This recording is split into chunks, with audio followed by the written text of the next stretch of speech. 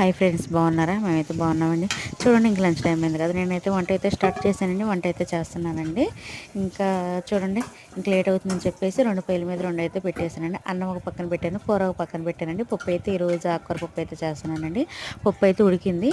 ఇంకా దీన్ని అయితే తాలింపు చేస్తానండి. ఒక పక్కన అన్నం పెట్టాను కదా, ఇంకా అన్నం అయితే ఉడుకుతుంది.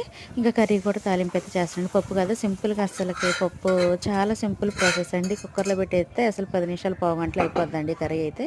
ఆకుకూర పప్పు అయితే చేశాను. పప్పు, ఆకుకూర, ఉప్పు, పసుపు ఇవన్నీ వేసి ఇంకొకరిలో ఉడకబెట్టానండి. ఇక సింపుల్గా తాలింపు అయితే వేసానండి. ఆనియన్, కొంచెం కరివేపాకు, ఎండుమిర్చి తాలింపులు వేసి ఇంకా వెల్లుల్లి వేసి తాలింపు అయితే వేసానండి. తాలింపు అయితే మంచి స్మెల్ అయితే వస్తుందండి.